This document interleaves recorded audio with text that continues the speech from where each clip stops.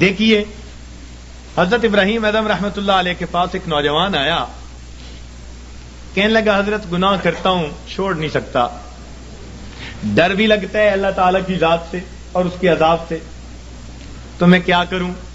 تو اللہ والوں کا دستور ہوتا ہے کہ یہ دھکے نہیں دیتے، یہ نفرت نہیں کرتے، یہ سینے سے لگاتے ہیں، یہ سمجھاتے ہیں، پیار کے انداز میں، محبت کے انداز میں بات سمجھاتے ہیں۔ تو حضرت نے اسے کہا ہاں میں تجھے ایک ترکیب بتاتا ہوں۔ وہ بڑا خوش ہو گیا کہ حضرت مجھے ترکیب بتائیں کہ میں گناہ بھی کرتا رہوں اور عذاب سے بھی بچ جاؤں۔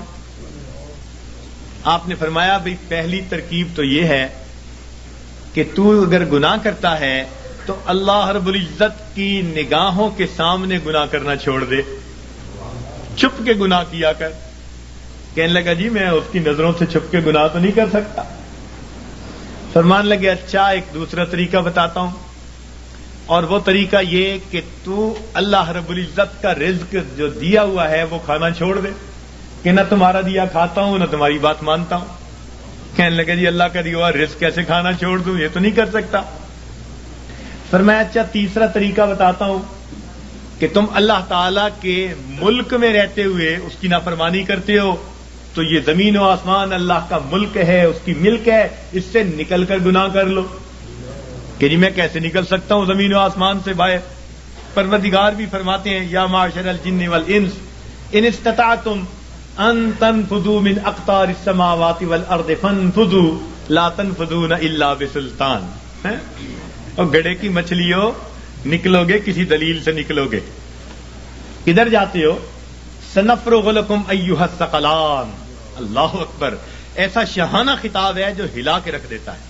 سنفرغ لکم ایھا الثقلان، تثنیہ کا صیغہ، اے میری زمین کے بوجھو، یعنی نافرمان جن اور انسان، ان کو مخاطب کیا گیا۔ اے جنوں اور نافرمان انسانوں، ہم اپنے آپ کو تمہارے لیے فارغ کر رہے ہیں، ان قریب اپنے آپ کو فارغ کر رہے ہیں۔ ہم تمہاری خبر لیتے ہیں، تمہارا پتہ کرتے ہیں۔ جیسے ماں کوئی کام کر رہی ہو نا، بچے کو دھمکاتی، کہتی ہے میں آتی ہوں، یہ نہیں کہ آ نہیں سکتی، دھمکانا مقصود ہوتا ہے۔ تو فرمایا اے میری زمین کے بوجھو، ہم اپنے آپ کو ان قریب تمہارے لیے فارغ کر رہے ہیں، نپٹیں گے تمہارے ساتھ، ہمیں حساب لینا بھی آتا ہے۔ وَنَضَعُ الْمَوَازِينَ الْقِسْطَ لِيَوْمِ الْقِيَامَةِ۔ تو اس لیے وہ کہنے لگا جی کہ میں تو نہیں زمین و آسمان سے باہر جا سکتا۔ فرمایا اچھا پھر میں آپ کو ایک تجویز اور دیتا ہوں، وہ یہ کہ اگر تم گناہ کرتے رہو گے تو نام اعمال میں بہت سارے گناہ ہوں گے۔ اب جب ملک الموت آئے گا تو اس وقت تم اسے کہنا کہ بھئی تھوڑی دیر انتظار کر لو تاکہ میں سچی توبہ کر لوں۔ کہنے لگا حضرت اس نے تو انتظار نہیں کرنی، جس سانس میں موت آنی ہے اس سے اگلا سانس بندہ نہیں لے سکتا۔ اذا جاء اجلہم فلا يستأخرون ساعة ولا يستقدمون فلا يستطيعون توصية ولا إلى أهلهم يرجعون۔ وصیت کرنے کی بھی فرصت نہیں ہوگی۔ اس نے کہا حضرت میں یہ تو نہیں کر سکتا۔ فرمایا اچھا پھر ایک طریقہ اور بتا دیتا ہوں کہ جب تمہیں قبر میں لے جائیں گے اور منکر نکیر آئیں گے اور پوچھیں گے سوال و جواب، تو اس وقت منکر نکیر کو کہنا کہ میری قبر سے باہر نکل جاؤ۔ جیسے ہم نے گھروں پہ لکھوایا ہوتا ہے نا، بغیر اجازت اندر آنا منع ہے، نو ایڈمیشن وداؤٹ پرمیشن، تو تم بھی کہنا بھئی بغیر اجازت کیوں آئے؟ اس نے کہا جی وہ مجھ سے پوچھ کے تھوڑا آئیں گے۔ فرمایا اچھا پھر ایک آخری بات باقی رہ گئی، وہ تجویز بتاتا ہوں۔ اس نے کہا کون سی؟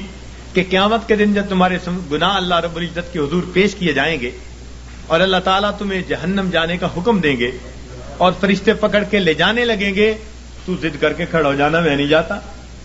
اس نے کہا حضرت فرشتوں کے سامنے میری کیا حیثیت ہے کہ میں کہوں میں نہیں جہنم میں جاتا؟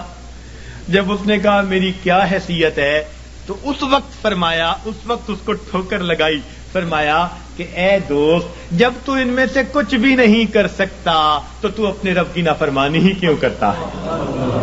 اس نے کہا حضرت مجھے بات سمجھ آ گئی، آج کے بعد میں اپنے پروردگار کی نافرمانی نہیں کروں گا۔ تو یہ اللہ والوں کے سمجھانے کا انداز ہوتا ہے، وہ اچھے انداز میں بات سمجھاتے ہیں۔